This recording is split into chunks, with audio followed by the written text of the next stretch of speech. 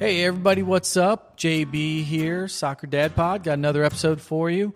On today's episode, we're going to be heading out to the East Coast with our guest down there in that ACC backyard. We're going to be talking soccer, college, recruiting, pro, rel, NPS. We're just dump it all on you. So get your notebooks out. We might have some tidbits for you, or not. Just listen. Get your steps in. Keep your eyes on the road.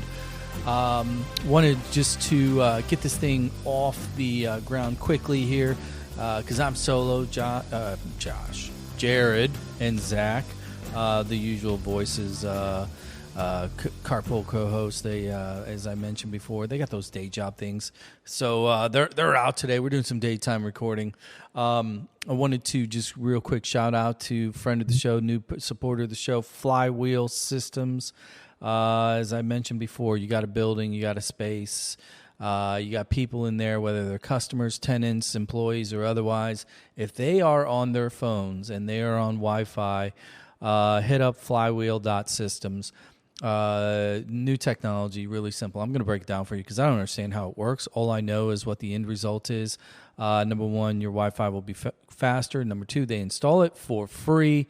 And number three, and here's the kicker, put it in there, set yourself up one of those new 22nd generation crypto wallets, and you're going to start get paid. And that turns into cash.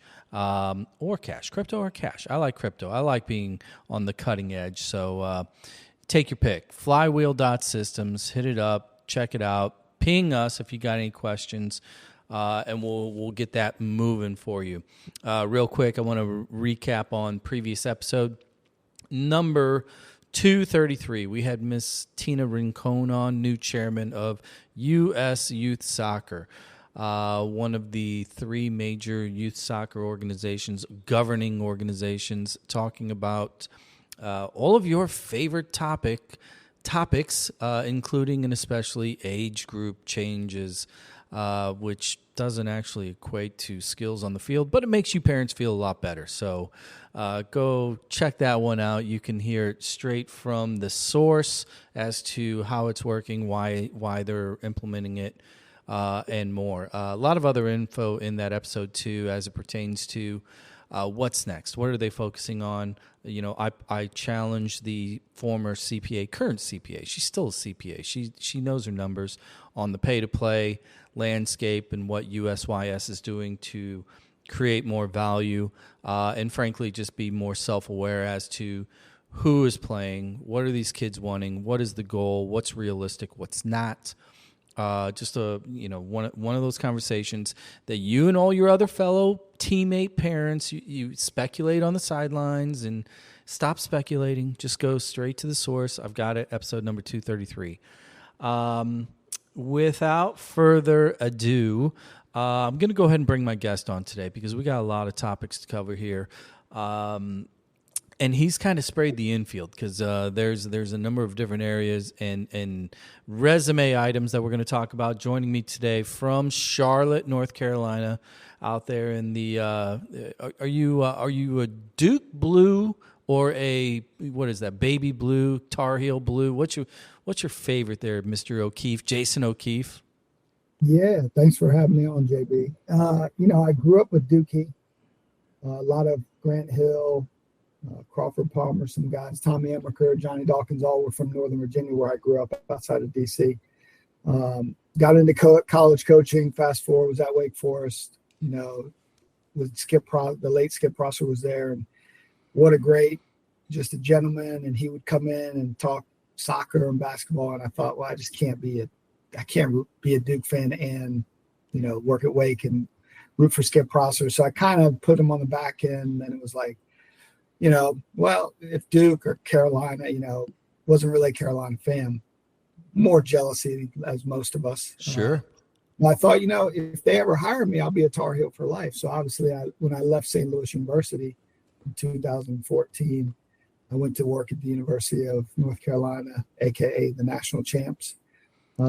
And so I'm a Tar Heel for life now. I mean, I can't do anything else. For those of you listening, if you kind of jump on over to Spotify, click play on Spotify, you'll see the video version of this. You will see that baby blue integrated into his current team crest here. Well, Jason, I appreciate you joining me. I know that like all humans in today's landscape, we met via Facebook. I'm not embarrassed to say it. It's the way of the world, right? But it didn't take long for me to realize from not only your page and posts, et cetera, because there's that thing called LinkedIn as well, that your background, the teams that you've coached at, worked for, there's a lot of overlap. And so kind of want to move through that a little bit, and then we can get into some subject matter as we go here. But if you don't mind, we always put a pin in the map as to where our guests, a little bit of background. Obviously, you mentioned Northern Virginia as your roots. You talk a little bit about maybe your college playing days and the early transition into what's turned into a lifelong career in the game. No, I went to Greensboro College. It was Division III school in Greensboro, North Carolina. I always knew I wanted to be a teacher and a coach from an early age. Raised by a single mom. Those people were heavily influencing me in my life and trying to keep me on track. So that was a great place for me. It was a smaller school. So, advisors, professors, coaches could keep a closer look on me. Was a very average player on some great soccer teams with some great players. So very blessed in that regard. Played for Steve Allison. He had come in transitionally. Doug Hamilton, the late, great Doug was the coach there prior, had taken Greensboro to the national final, and then had left to go to, I think, UNCG or Adidas. And then fast forward, 15 years, he was, I think, the GM and president of LA Galaxy, and helped bring David Beckham over to the States with my current business partner, Michael Hitchcock, now, ironically, who played at VCU with one of my high school teammates. So as you mentioned earlier, all these connections in the soccer world, the older we get, the closer they become. Well, let me kind of just run down a little bit of the kind of the checking boxes on the resume, because within our world, I mean, there's household names, and then there's kind of pedestaled names. Looking at your coaching experience, I'm just going to run chronologically here.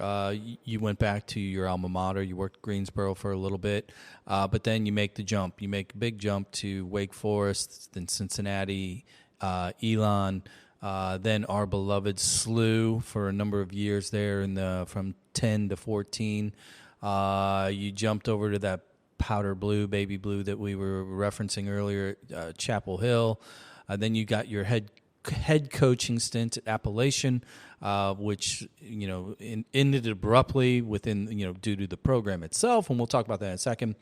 And then Robert Morris, kind of rounding out your college pathway. Just take a second and give us the 10,000-foot view, maybe the State of the Union. When you look in the rearview mirror and you see your own resume and the programs. What really stands out to you from whether it be the pedigree or whether it's the culture or the characteristics that you think are kind of ubiquitous across these programs, because these are all top-notch programs. What do they all do maybe that's the same, or what do they do that's a little bit different from your own experience? Yeah, I think they're all very similar in their own unique way, right? They're all top institutions of higher learning. They're all top athletic departments, and within that, a men's soccer culture, which is no different because you've got great leaders in those places. I was blessed to work with some of the best people in the business, learn a tremendous amount. I was never in a rush to be a head coach, but I always knew that was the end game. But I just wanted to always be at the highest level I could, recruit the best players in the country, compete for championships, develop young men for life. And like I said, blessed to be at the pinpoints you just mapped out. and then got a chance to do it on my own and was fully prepared. Felt extremely grateful, but also had a big project to turn around of a historical program that had fallen dormant on, somewhat of a decade for a number of reasons. But I'd really gotten that program back, put a footprint in North Carolina at Appalachian State, recruited heavily in the state, got some international mix, and had back-to-back winning seasons for the first time in like 10 years. Had 11 wins, the most wins in 20 years, and had the whole team back. Had 9 guys we loved coming in committed, and COVID changed everybody's life. So yeah, obviously, as you said, abruptly ripped that out. But I think it's the people, whether it was Chapel Hill, Boone, St. Louis, like just great people. And that was a big thing for me. And any decision I made to make a move was, who am I going to be around? Who am I going to learn from? Who am I going to grow with? And I was blessed at every stop. Well, our flagpole for the show obviously resides here in the 314, right under the shadow of the arch. Can we just take a second and let's talk about your experience here at SLU? You were there from early 2010 through 14. Give us the lay of the land. Number one, how did you end up here? Head coach, what were your thoughts coming in? Because, clearly you're coming from ACCville. SLU is not an unknown name. Why the transition to the Midwest? What brought you here? And talk about those years a little bit. Yeah, a number of factors, just like most things. But I think it was, if you're in the game or know anything about it, the history of St. Louis Billikens, 10 national champions, numerous World Cup, Olympics, it's just it's a name that resonates with anybody who knows anything about the game of soccer. I was at a point in my life where I had some flexibility and some freedom to make a move like that. I thought going into the Midwest, I went to Cincinnati for a short period of time with Hilton Days, won a Big East championship, loved it. This is a bit further into the Midwest, but still the same, blue collar, passionate sports fans, diversity. And like I said, those 10 stars were alluring to me. My goal was always, as a player, as a coach, to win a national championship. Unfortunately, I never had that dream come true yet. But funny story, I had a player at App State when we got cut, transferred to Syracuse, and was able to watch him win a national championship with Syracuse. So that was a pretty neat story. But, it was Mike McGinty had just got the job. Mike was a Wake Forest alum who I had known for a long time, obviously was at UVA, had just helped them win a national championship. And really it was just kind of, perfect storm for me. And, we'll cherish those years for the rest of my life. Number one, my son was born in St. Louis, so always have that tie. And just the relationships and people, that I met and still see out on soccer fields or keep in touch with. Kevin Kalish, Kevin Stoll, currently the Billikens, Chris Birch over at Lindenwood, Tim Kelly, had the pleasure to live with him. I'll keep those secrets between me and Tim. TK. But whether it's Timmy Leonard or, you name it, Dale Shilley, Jeremy Alabama, I just saw a couple of months ago in Florida. There was just so many great soccer people. And that was just in my 4 years.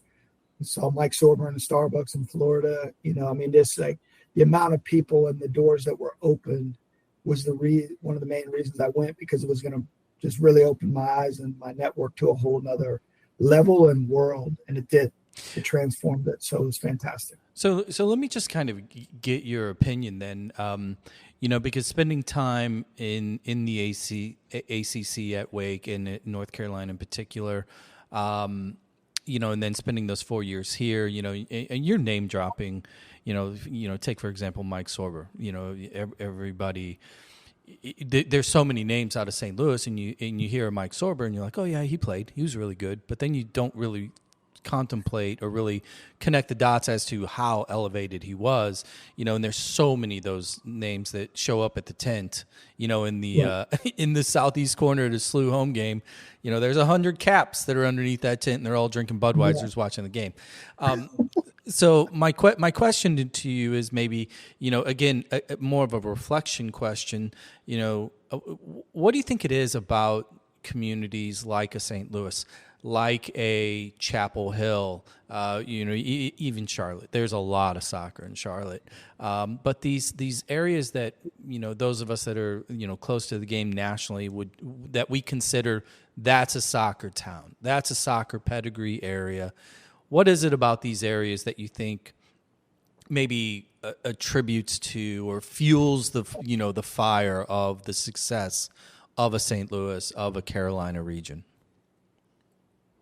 Yeah, I think it's just the people from those areas that have gone on and do great things and lay a foundation for U.S. soccer at the top, right? And then have played, most of them in a college university setting, many at St. Louis, many at Carolina, Wake Forest, all these things.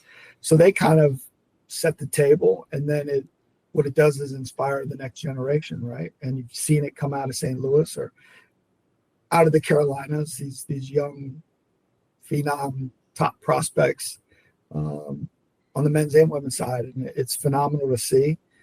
I think it's important, and St. Louis was a place where, I think, my son was born, and 2 weeks later we moved, so he didn't quite have the history of soccer tattooed on his brain like I think most kids in St. Louis do. But they just grow up. It's as close to a European city as I can say that I've ever been in, because kids are just born with soccer in their blood, and there are other sports around, right, that are successful or they're exposed to. Obviously, the Cardinals, right? My gosh, huge following there. I think it's first year I was there, it was like April, and I was walking through the halls over at Chaffetz. I'm like, where is everybody? And I went upstairs and I said, McGinnis, there's nobody here. He's like, it's Cardinals opening day. Yeah. Everybody's coming. I'm like, what?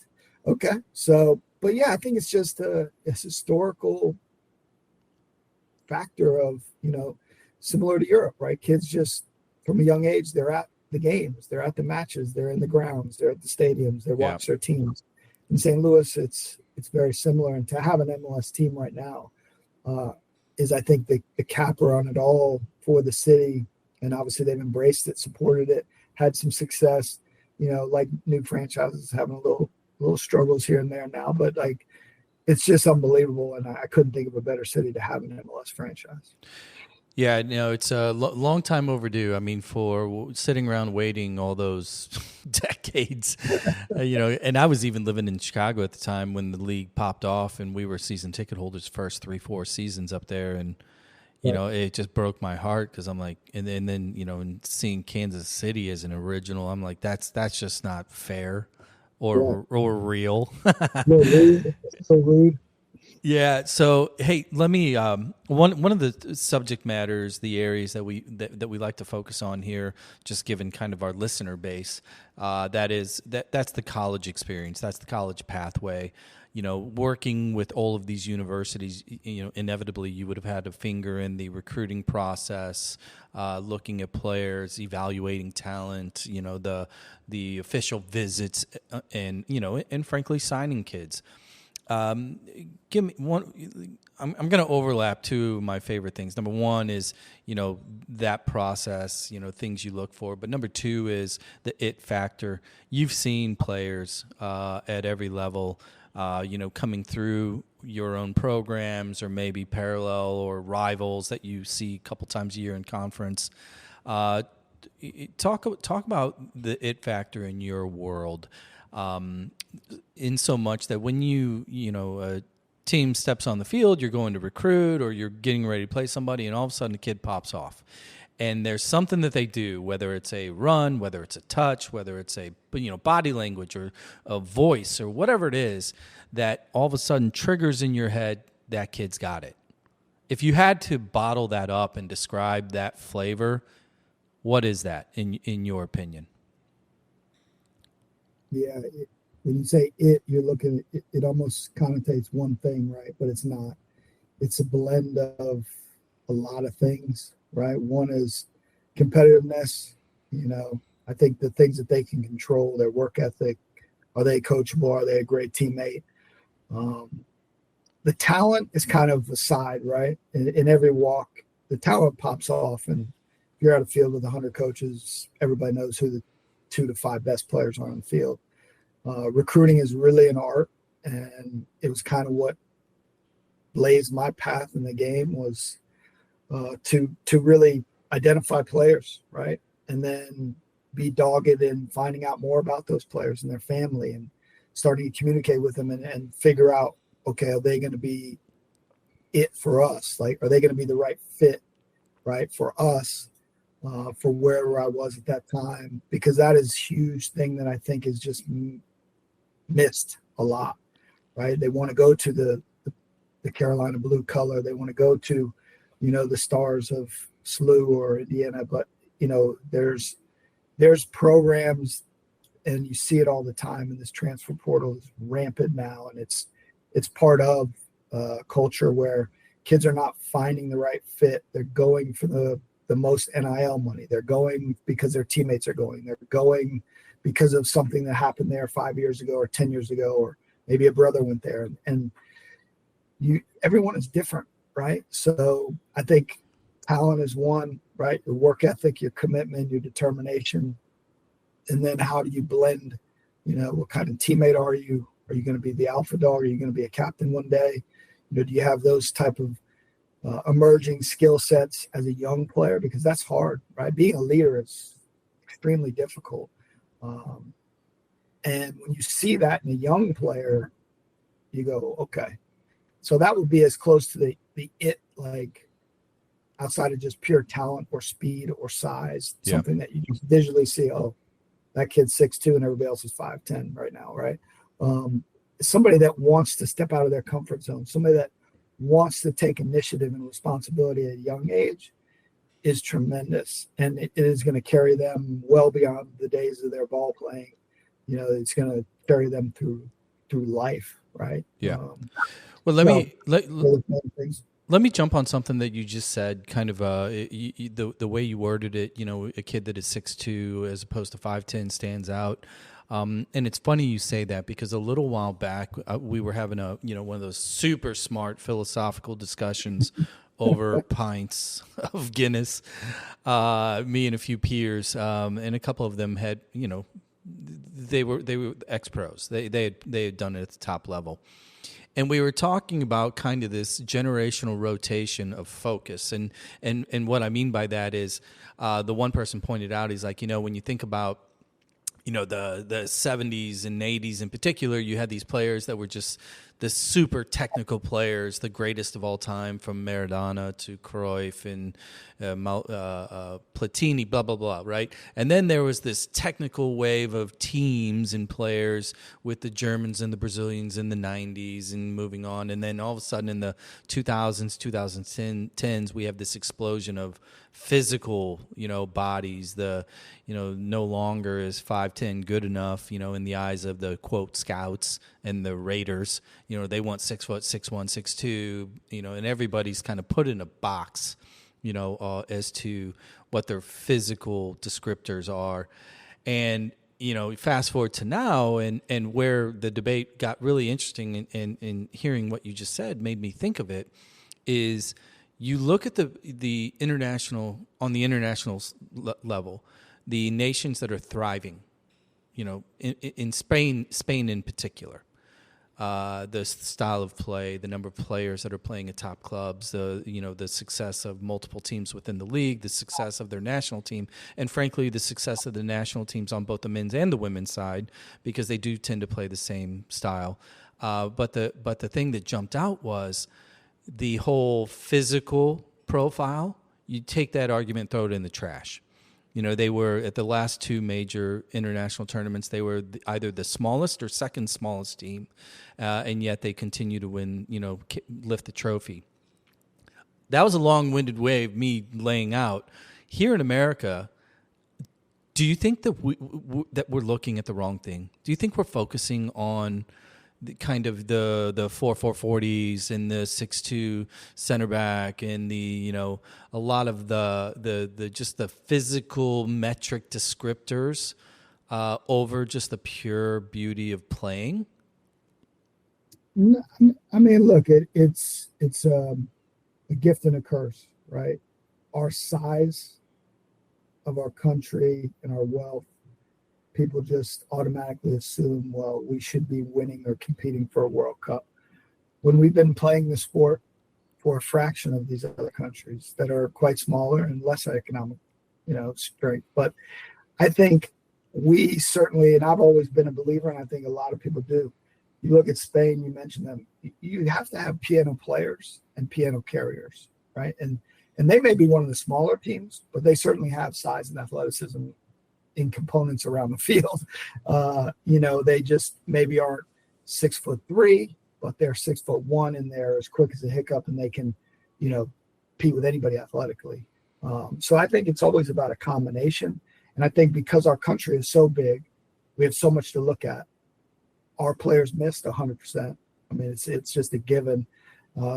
There's a reason why U.S. soccer continues to revamp and look at and analyze and evaluate their scouting system, because it hasn't quite dropped yet, right? We've had some success. We've developed this is our golden age, if you will. And, people want to hit the panic button over the last two results. I'm more like, let's just see if is there one or two of these players that can actually make the World Cup roster to help us, because our team is pretty solidified for the most part. And granted, some of them are playing in the Club World Cups. They're with their club teams. They're not with the national teams. Some of them are needing a break. But when it comes down to it, we'll have the best players that we can put forward for the World Cup on our home soil. So I think it's a balance. And the best countries, they have that, right? And part of it is a combination of that great skill you mentioned with that superior athleticism, right? Which we're still in the infancy, I think. And people just don't want to give it that justification in this show me now the results today. Gimme, why aren't we winning? Why aren't we doing this? Because that's what our society has created, right? If you step back, the history that they have is tenfold compared to us. Let me overlap this train of thought, this discussion over and drop it on top of college soccer, because that, again, in one of our just brilliant off mic conversations, we were talking about the extended pressures, the high temperature that is college soccer from a business perspective for these coaches, for the programs, and the need to win, the need to, it's a non-revenue sport. We all know that. So therefore there's a need to not lose as much as others, right? From a financial perspective.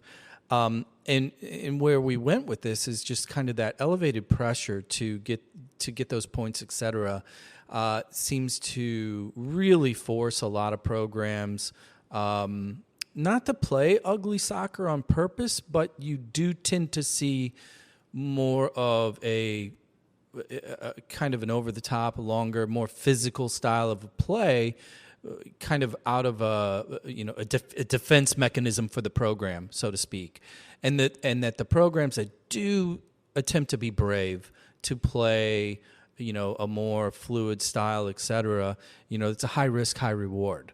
Do you view it the same way as as we were pontificating, or do you think that's just kind of like par for the course? And as long as we have a 2.5 month schedule where everything's crammed within that is kind of how college soccer will be until changes are made.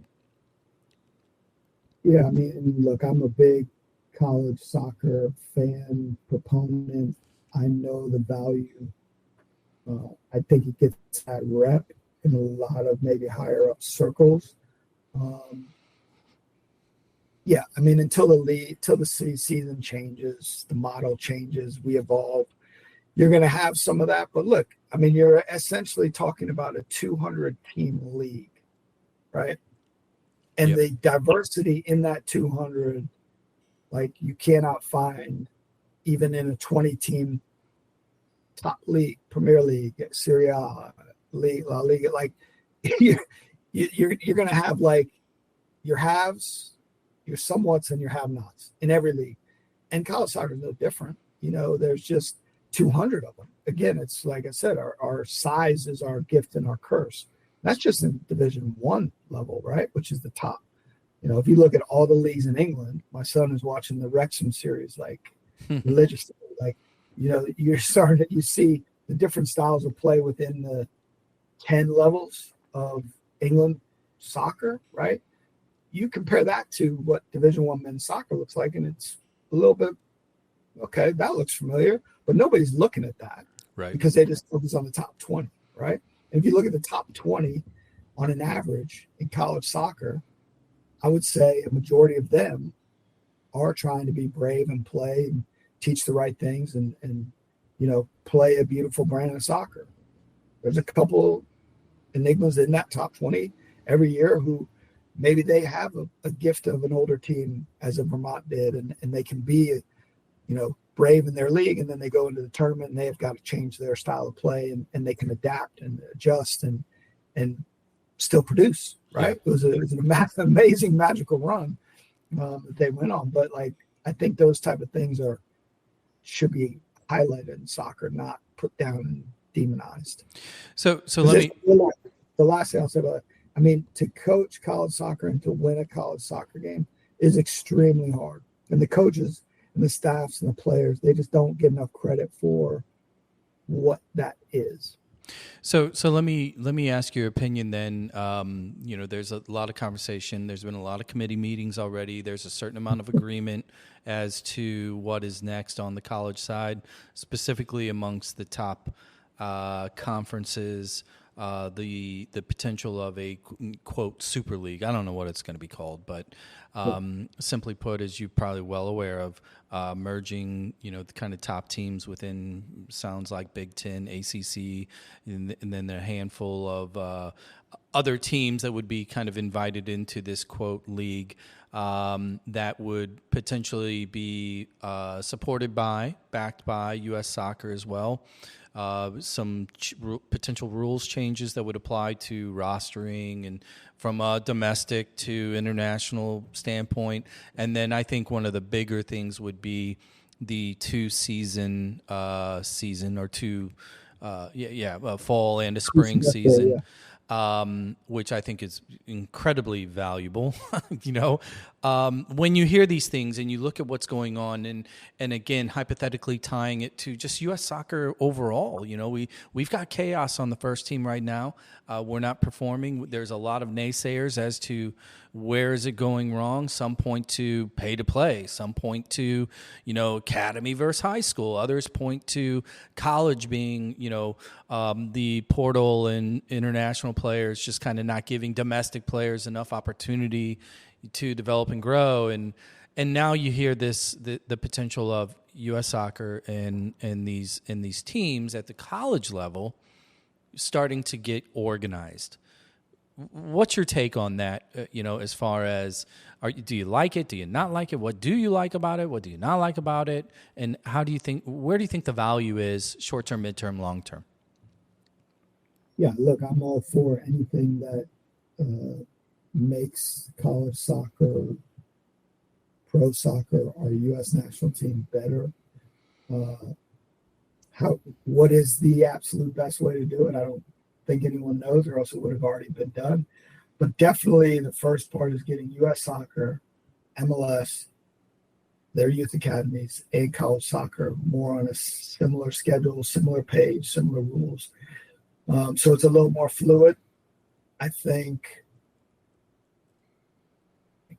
again, the things they're talking about, things you just mentioned, those are changes, right? Anytime there's change, there's disruption, unintended consequences. I think it will change the complexion of college soccer. For the top level, will be great. For the other 150 programs, what does that look like, right? And I think it becomes this, people want to shout, pay to play is a problem. Well, when you're talking about a super group, super league, you're talking about the schools that can pay, that are going to fund this program in a certain way.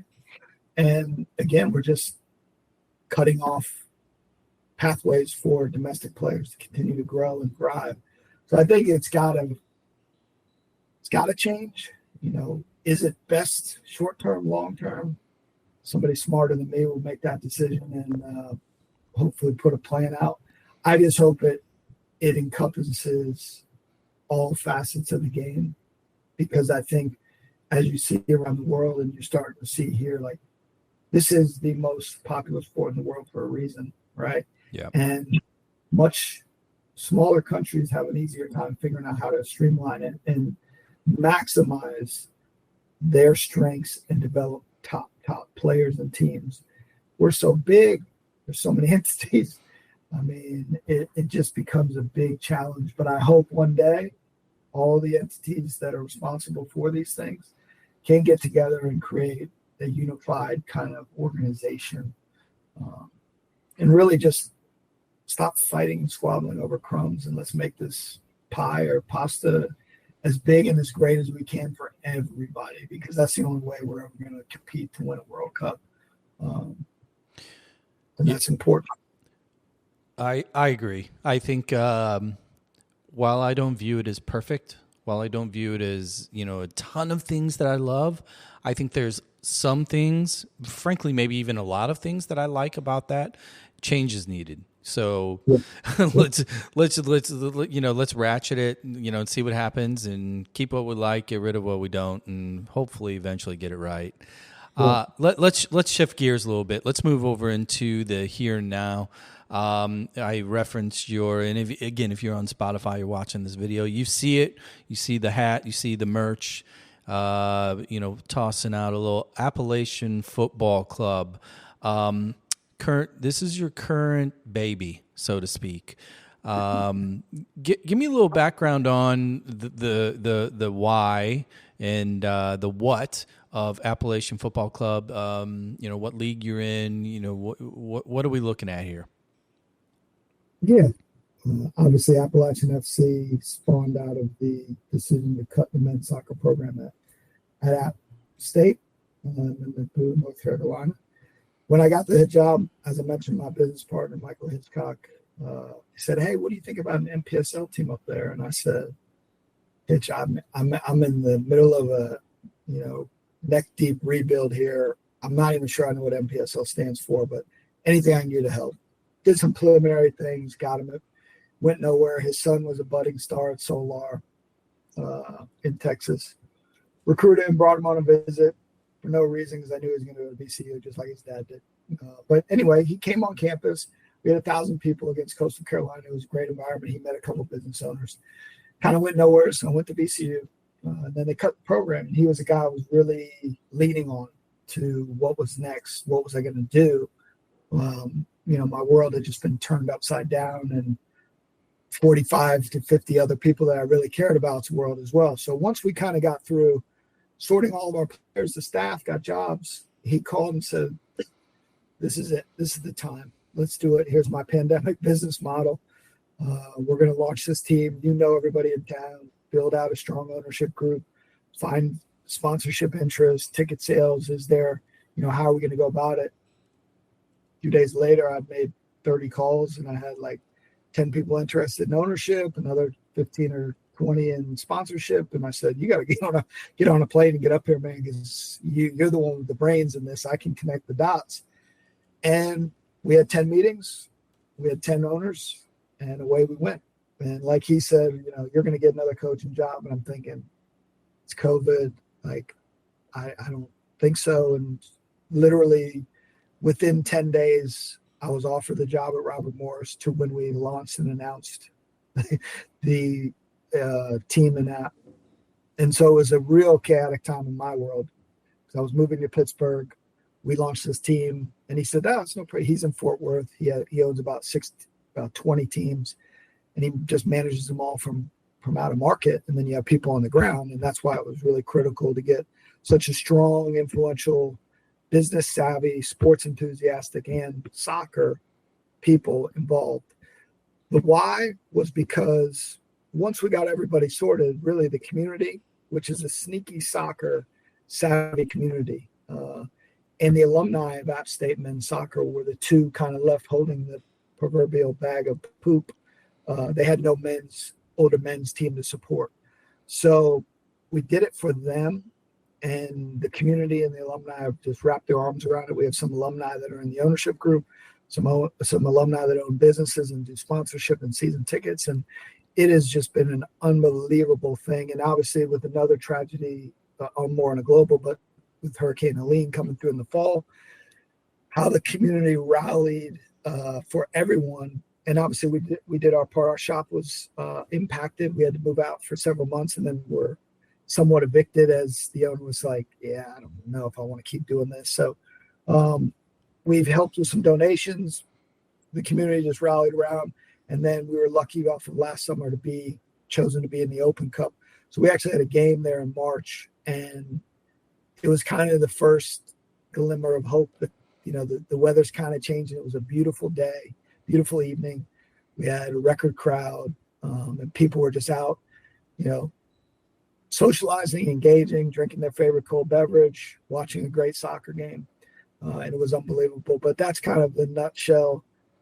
It was spawned out of the, destruction of the App State program, which was, again, 50 years. Thompson Hussein, still holds the scoring records in Division I. Like, it had some historic, Hank Steinbrenner, Art Rex, like some real pillars in the U.S. soccer community that had fingerprints put on that program. So to have it go away was devastating for a lot of people, but this has been kind of our way to give back, and it's been awesome. So, real quick question. I'm kind of watching all of these leagues, find themselves for the most part, with MLS basically being closed. Watching the big moves, the chess moves that USL is pulling off. Just Jeremy Allenball, you mentioned him earlier, just a tremendous job there, him and the organization in growing it, getting it on TV, getting social media is popping off all the time.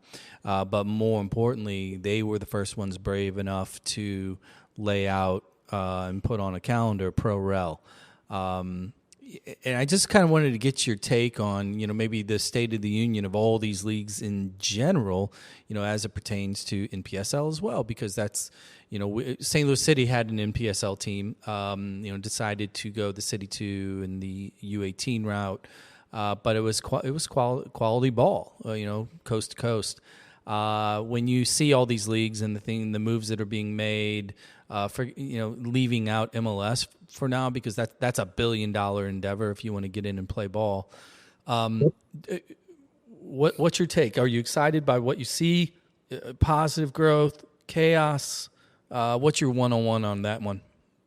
Yeah, look, I think it's great. I mean, the growth of the game in this country is rapid, and it's happening. And again, part of what we talked about earlier, somehow streamlining it, getting all the entities on board, minus MLS, like you said. But I think if MLS and U.S. Soccer want to do a certain thing, then, you said it, it's $1 billion, business to play ball. Like, can they, you're talking about tiers. I think we can, create something where everything coexists and everybody has success, and we have this clear pathway. I think it's a fantasy right now, but it's looking more and more like, oh man, maybe that could happen. But it looks like USL is going to be the first to kind of charge through the door, and I think it's great and courageous, and can't wait to see it. But I think, for us, NPSL is a fourth tier in the U.S. soccer pyramid. And the beauty of it is we use college kids, right? We have amateurs. So we provide another platform through the summer, through the NPSL, to house and train and treat and give young college players a taste of a professional environment. to hopefully make their step. I think there was something like 6 players drafted in the last MLS draft, which is changing, and that dynamic is different now with the youth academies doing so well. But, to have players that played in NPSL, played in college, and be drafted, that's a unique story, right? And I think it can only grow and get better. But I'm excited for it. I mean, Club World Cup this summer, World Cup, Women's World Cup, Olympics. Like, there's just so much in the next 5 years that is going to put soccer on fire in this country. And I think investors and everybody involved or on the fringes of it are starting to say, wait a minute, I'm gonna miss the boat here if I don't get involved. And it's exciting. As a soccer fan, you can't not be excited. Yeah, man, I'm with you. I really, I agree. Everybody likes to talk about it and speculate what a golden age is or was or when, and I don't think we're there. The reality is, our first team, there's no big trophies. We've had a few nice runs. We've had Gold Cup here or there, but let's not kid ourselves.